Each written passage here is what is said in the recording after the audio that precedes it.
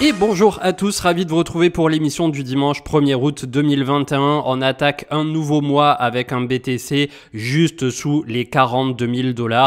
On a pris 21% sur une semaine et également sur un Ether qui est pile poil sur les 2600 ce matin. Donc comme vous pouvez le constater, l'intégralité du top 30 ou la quasi-intégralité en Athera qui recule d'1% est dans le vert. On a 15-16% sur Polkadot. On a également 10% sur le Solana qui continue non loin des 36 $, 10% pour le file de Filecoin et sinon grossièrement entre 3, 5, 6% pour le reste du tableau. Quand on regarde en 4 heures sur le Scalpex, donc pour l'instant on est en train de titiller les 42 000 $. Je ne sais pas si au cours de cette fin de journée, ce dimanche, ça va réussir à passer ou si on va se faire rejeter à la réouverture des professionnels. En tout cas, on a atteint les objectifs de range pour l'instant. Le début du mois d'août va nous donner bien d'autres indications et si ce soir, comme vous le savez, on clôture au-dessus de 39 500 voire 40 000, on aura repris des zones clés qui sont très pertinentes pour le court et le moyen terme. Le Crypto Fear and Greed 60 dans le neutre, on n'est pas loin de repasser dans l'euphorie. Je sens que ça commence à mijoter sur les réseaux sociaux. Le Social Index à fond sur up, les ordres de marché plutôt à l'équilibre ce matin. Quand on regarde du côté du hash rate, ça continue de repump, donc plutôt une bonne nouvelle. On aura probablement d'ici la fin de l'année de plus en plus de mineurs qui rebrancheront.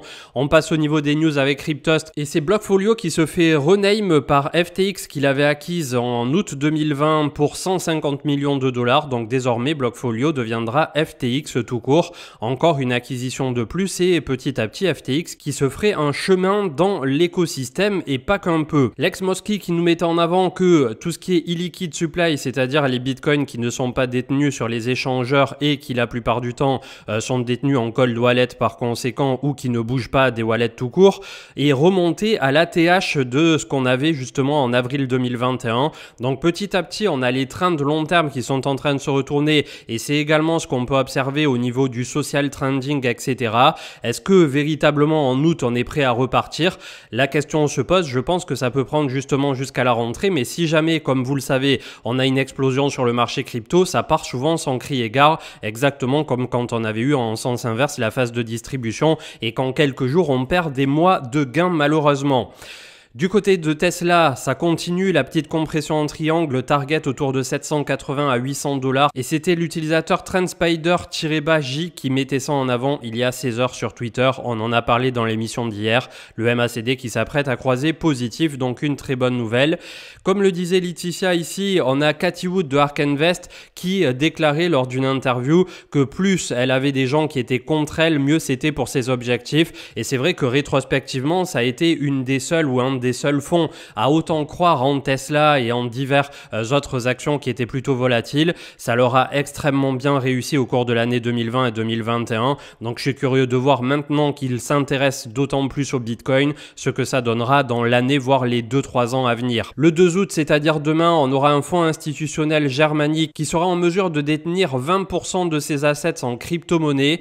Donc là aussi, ça n'est que le début finalement. On a eu Tesla, on a eu MicroStrategy, on a divers fonds qui petit à petit vont et viennent. Mais je pense que 2021 aura au moins eu ce point pivot, ce rôle de point pivot pour permettre aux institutionnels doucement mais sûrement de venir. Et la régulation qui en ce moment se montre relativement dure en supprimant les leviers, etc., ça pourrait conduire à un peu moins de volatilité sur le marché crypto, mais plus de confiance de la part de la smart money et de ceux qui ont beaucoup d'argent. Donc petit à petit, on a quand même les étoiles qui sont en train de s'aligner. Un Kraken qui fête son 10e anniversaire, donc pour le coup plutôt cool aussi. On a ces deux petits trucs qui se mettent en place sur Polkadot, je vous l'avais donné il y a une semaine, on était encore autour de 14-15 $, on est en train de break en direction des 20 $.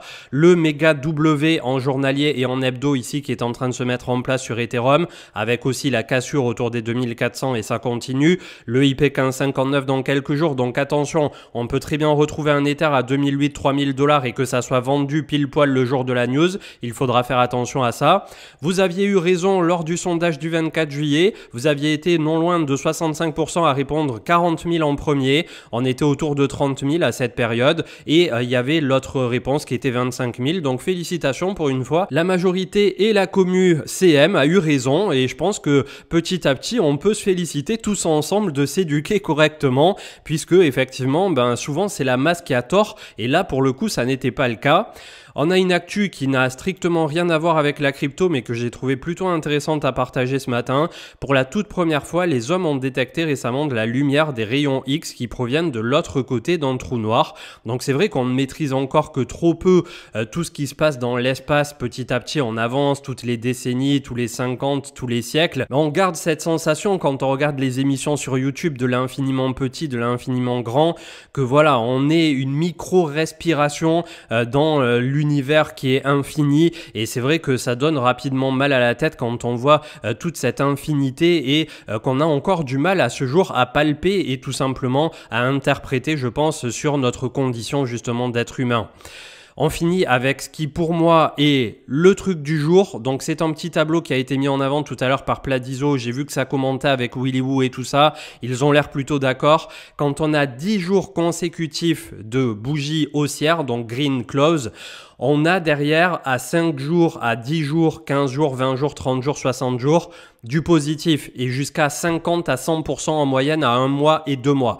Donc on pourrait être, si on se fie à ce qui s'était passé précédemment en 2017 et en 2013, puisque c'est que très peu souvent qu'on a eu 10 jours de hausse consécutive et en comptant hier, je crois qu'on est à 11 désormais.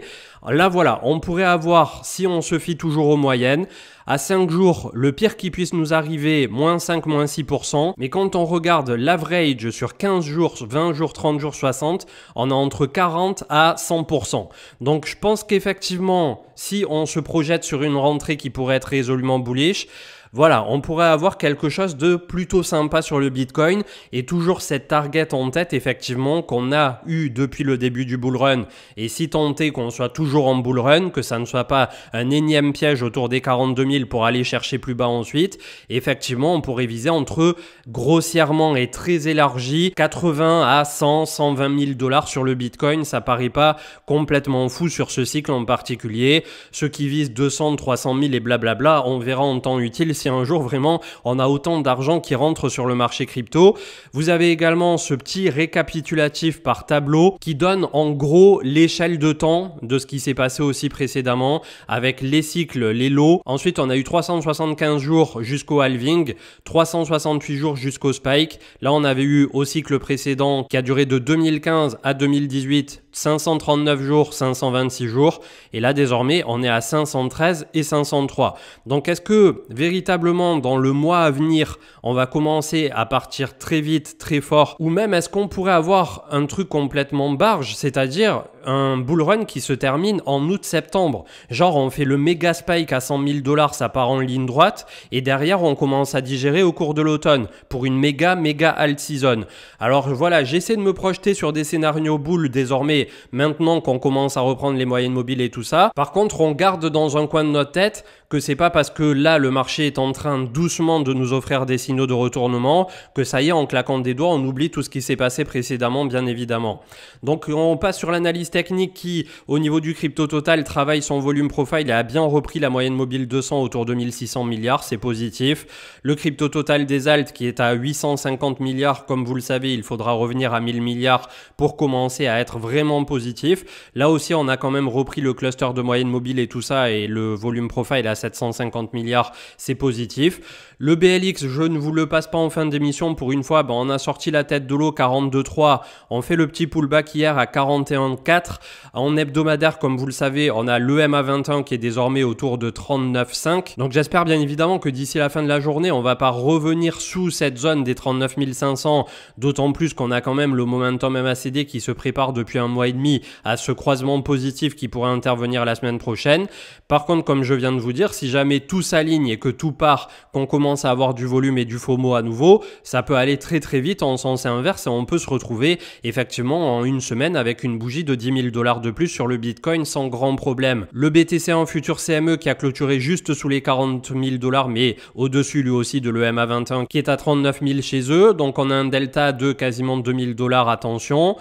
L'Ether pour sa part 2587, donc que dire de plus, 3 touchettes à 1700, c'était plutôt propre. Pour le coup, on va voir comment ça va réagir, notamment avec l'arrivée de l'EIP 1559, mais j'ai la sensation effectivement que Ethereum nous a fait un très joli bottom ici, un triple bottom même, et que si jamais on n'a pas un Bitcoin qui vient plus bas par la suite, on sera probablement sorti du sable sur l'ensemble de ces cryptos qui sont extrêmement porteuses fondamentalement et spéculativement parlant. Dans les trucs sympas qui se mettent en place, j'ai le LISC qui vient buter sur la moyenne mobile 200. Je sais pas si on en avait pas parlé il y a une semaine de ce truc, au bout d'un moment j'oublie complètement, je perds le fil. Bref, on est à 4,22$. Attention, c'est une zone clé, on s'apprête à croiser au niveau du momentum MACD probablement la semaine prochaine.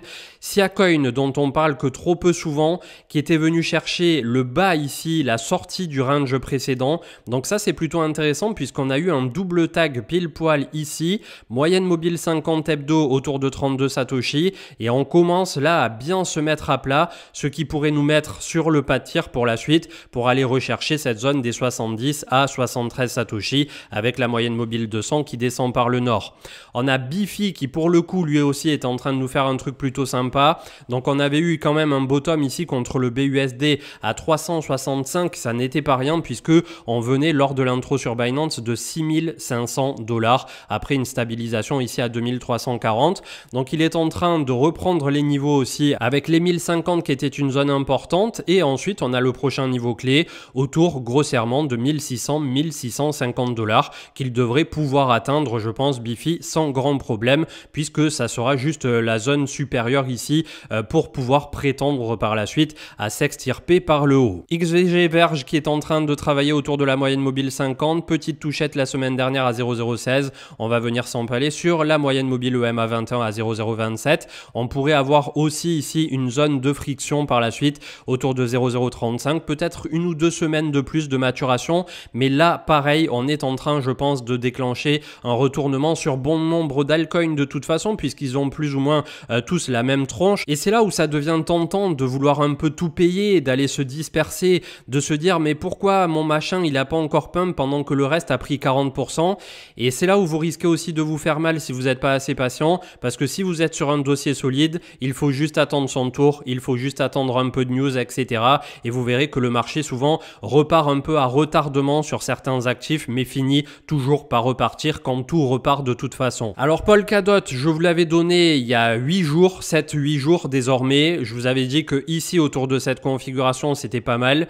On reprend ce point des 14-15, on reprend le volume profile autour de 16-17. Désormais on risque de buter autour de 21-22, et on a le point pivot de cet ancien range qui a été cassé impulsivement à la baisse qui se trouve autour de 28$. Donc comme je le disais dans une émission précédente, c'est un actif qui est jeune encore, Polkadot, au niveau de son chartisme, et qui est très lisible. Phase de consolidation à plat, phase explosive, consolidation à plat. Malheureusement c'est pas partir au nord, on a une distribution, tac tac tac, on revient chercher un support à 10$, et là on est en train d'essayer de se retourner, sachant que la configuration des 3 derniers chandeliers japonais est extrêmement sexy ici. On a un peu de volume qui rentre depuis 15 jours et on aura le croisement d'ici 1 ou 2 semaines. Donc là clairement voilà, c'est probablement un des meilleurs moments aussi où il y aura des choses à faire. Si vous vous êtes positionné sur les dips, ça va être exceptionnel.